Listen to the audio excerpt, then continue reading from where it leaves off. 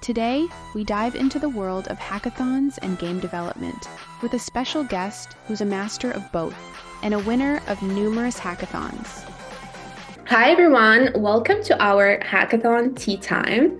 Today we have a very special guest, Andrew, and he actually won multiple hackathons and he's here today to share his experience with us so we can all learn from it and take tips from him so we can also win more hackathons. So Andrea, please go ahead. Let us know about yourself. So Hila, it's a pleasure to be here, to be invited by you. So I'm Andrew. I'm a co-founder of a company, a gaming company that makes a world-first AI-powered shooter game, Eternity. And my background is I'm more than 10 years in software development. Now I'm heading a company, I'm a CTO, but actually I've been software developing for a long time. I've been working in top 100 fastest growing AI companies. My background is mostly AI, machine learning, and software development. So yeah, basically that's it. Yeah. Cool. So Andrea, I was thinking all this time, okay, I know you are doing really good in your current projects and your hackathon experience. So I keep thinking, okay, how did you feel when you went to your first hackathon? How was your experience? Did you feel scared? How did you manage to find a team and organize everything and learn from that experience to grow and become better? Let me remember my first hackathon. So it was an accident, actually. I never thought that I will take part in hackathons. We've been just, we've been on a weekend in Lisbon, and there were some multiple crypto events. We've been to one, and then we checked out there was another one by Ton Foundation. It was for the Ton gathering in Lisbon, and we came there. We met some people there, and they were impressed by our game that we were building. It was called at that moment AI Island, and people really liked the idea of those AI NFTs and merging Web3 and AI technology in gaming. And they told that we have to take part in the Ton Hackathon because it was ongoing at that moment. And then they invited us to a workshop the day, 10 a.m. They said, just come and hear about the hackathon. You will learn more about how to participate, how to prepare your project. So it was kind of fun. We came to that workshop next day. We learned everything that you need to make a successful hackathon project, how to brainstorm, how to create the idea.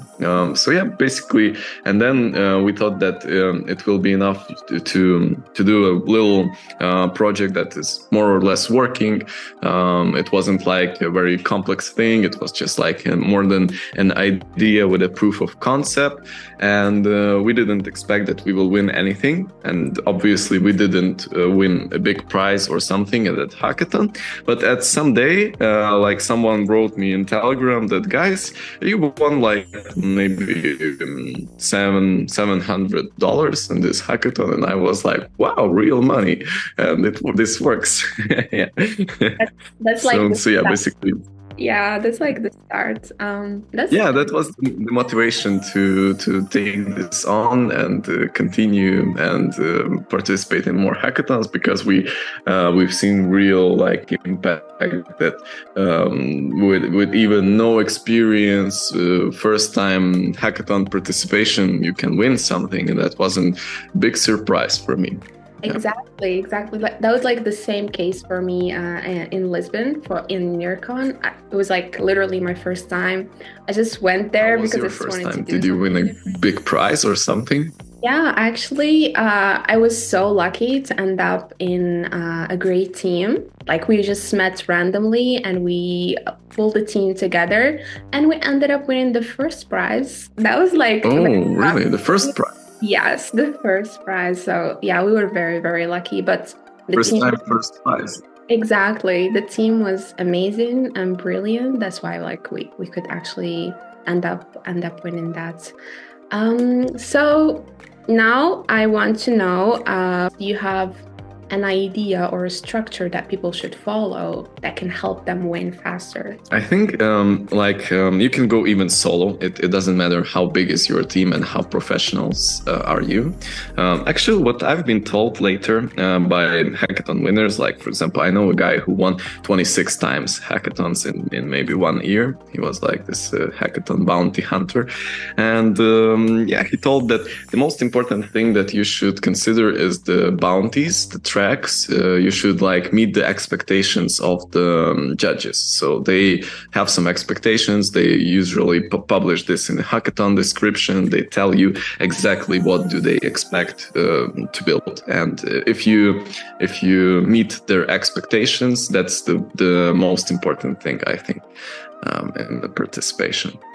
Yeah, that's and then of course comes the idea and the realization. Of course, you will have to have a developer. For example, if you're just the idea person, it's cool, but you need to get a developer, or you need to use your skills to learn, for example, at the time of the hackathon, because like even a proof of concept could be considered like a working project. If you make something like more or less working, it's good. Yeah. Okay. Like lots of people like keep wondering, let's say if I have just a Figma file and with my products and like just the prototype, and I'm just going to make a nice pitch and just show it, would that like give them a chance at least to be selected of like one of, let's say, the winners, or can give them some like bounties? Or what do you think about that? Do you think that's a safe idea, or? I think that's a little bit hard to win something with just a Figma file. So hackathons are mostly about code. You will have to have a GitHub. So if, for example, if you have a Figma and no developer skills and no team, at least use ChatGPT to generate some code just to look like you have something, and that will give you more chances. Even if the code will not work, will not deploy, you will just have a little chance to win, because with just a Figma file, it's too hard to win a hackathon. There is like another type of hackathons, which is called Ideathon. This is different. You can win there something with just a Figma file, with just an idea, a presentation, a pitch deck. Actually, for a real hackathon, it's important to have your code. That's cool. Where can people go and find these? What kind of websites do you go and find like good hackathons in? How do you do that? So there are like plenty of them that are like the most the biggest websites. Actually, hackathons originally they came from real life. These are like live events where people like brought their computers from home and started to hack back in early 2000s. So and now it's switched into more like online mode, so you can participate like all the time in different hackathons. For me, for example, like for a Web3 developer, my favorite platform is Dora Hacks. But for like more regular developers, it's like DevPost. It's the most mainstream platform is DevPost. There are actually a lot of like AI hackathons going on now. There are like hackathons from big players like Google, Microsoft, like Amazon, doing those hackathons. Yeah, so personally, I prefer Dora Hacks, and that's also like a place like this. Hackathon platform is a place to learn about new technologies, because usually hackathons are conducted by some like new companies that want to launch a product, like some software service or an SDK, and they want to test it out with some real developers, see the use cases. So they run those hackathons, they have their bounties, and that's how you can learn about new technology coming out. So Yeah, okay. That's very cool. Do you have any other tips, or like do you want to tell us about your current projects? How is it going on? And yeah, absolutely. I still have like a lot of tips about the hackathons because I think that's the main topic today. So basically, the best of the tips, if you are really looking to win something, try to look for hackathons that don't have too much participants. So if you, for example, go for a hackathon where there is like 15,000 participants, for example, there was like a recent Google AI hackathon. It's very hard to be even like noticed and judged by judges because they're like doing those judging on a very rolling basis. There is no like feedback or something. And on smaller hackathons, you can go get in touch with the judges. You can get in touch with mentors. That's very important. You can get technical support. You can get feedback on your project multiple times. So you can like build a proof of concept, then get the feedback, then build a working model, then get another feedback, and then you can meet the expectations. And by showing activity and involvement, you have more chances to win. For example, the big prize, the first place, or the bounty of the specific technology stack. So go for smaller hackathons. Look at those where not too much participants, not very big prize pools, because those are the unpopular ones are the best ones to win. But of course, if you are more confident, you can try the bigger ones. If you have super idea, super code, meeting the expectations, and also cool realization, then documentation in the GitHub, it's kind of solid, package to win a bigger hackathon. So, That's I think the one of the tips. The other tip that I could give, it's think about like other developers. Don't think about consumers on the hackathons, but think about like infrastructure. Think about SDKs. For example, if you are even building a consumer app, call it an SDK and make a good documentation for developers so it can be reusable. I think that's another important thing that is very considered by judges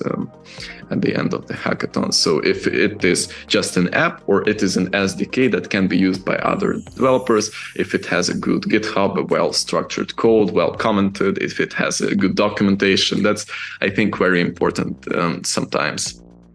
Okay. Now I'm building like a gaming ecosystem. It's called Eternity. It has a blockchain AI-powered shooter as a main product. So it's like a AAA game where you can own your AI NFT avatar. You can take a selfie, and the selfie transforms into your virtual copy, and then you can prompt your personality into this avatar, and it comes alive in a game. It can interact with the environment. You can chat with your avatar, with other avatars. So it's like an AI-powered gameplay and gaming experience. We've been building this for 3 years in a small team with a lean startup methodology. So that's why we pivoted our product a lot of times. And actually, the hackathons helped us a lot to improve the tech stack of the product. So now we're using the latest, the most innovative technologies out there, like in Web3 and AI. We use cool things like account abstraction. We use ZK, so a lot of cool stuff that helps the mass adoption of users. For example, in Web3, the biggest problem is the mass adoption because Web3 technology is a little bit quirky for users. It's a little bit hard to use. And so what we're trying to do is make it very easy and accessible for everyone. And now we're using Telegram as a user acquisition platform. There is a big hype of those tap to earn games. And actually, to promote our own game, we also built a little tap to earn game, and it went viral. It's also a little representation of our bigger game, but in Telegram, where you have a character. You can play the shooter. You can earn some crypto there, and you have the AI part where you can chat with the avatars and use them as skins. Now we're launching an in-game store with account abstraction. It's a very launching innovations is very challenging. Sometimes you make a launch and you end up like Elon Musk launching his first rocket. you need to shut down everything and apologize for the confusion for the users, and then make another try, because everything is very raw. The technology, the tech that you're using, the third-party providers, it's all like in a very beta stage. So sometimes you just expect that everything will work fine, but it doesn't, and you need to redo everything. And that's where the lean startup methodology comes handy. That you're not afraid to give like an MVP-like product to the users, just to collect feedback, and then based on that feedback, plan the further development of the product. So that's why we had like almost already hundreds of pivots, hundreds of changing the plan, the vision of but finally we ended up like with a very cool user acquisition, with a very cool innovative mechanics, gameplay, both the bigger game, both the mini game on Telegram. So I'm kind of happy to work on my product. I'm happy. I could see the progress myself of like the Telegram bot that you created. It just went viral very, very quickly, and it just grew. We built this almost from scratch with a very creative team of artists, game developers, software engineers, and we're keep building. I think we will soon launch something to the public already, because it already had like a pre-alpha launch where we had like 40,000 just testers to test out and give feedback. We collected like the most crucial feedback, and then we started like to build a more like product with a product market fit. This is a shooter, like a battle royale in the deathmatch shooter, but with a lot of like AI stuff in it, like AI quests, AI dialogues, AI cutscenes, and obviously your AI avatars that I told before, that you can take a selfie and you like use it as an avatar, then the 3D model created from your face. And that's basically it. So and there's like a lot of tech built around this game already, a lot of things. The most cool part, I think, is our little Telegram mini game with the AI influencer Ava that people are playing right now. So so that's it, basically it. That looks amazing. We have to share the links down below so everyone else can go and check your amazing creative games. I really like that. Okay, so that's it. I think we already covered everything, and only if you have something else to add, please go ahead. Yeah, and just I'm happy to be invited today. It was a great time with you. It's a pleasure. So yeah, and wishing best luck for all those hackathon bounty hunters. So be brave, and you will succeed.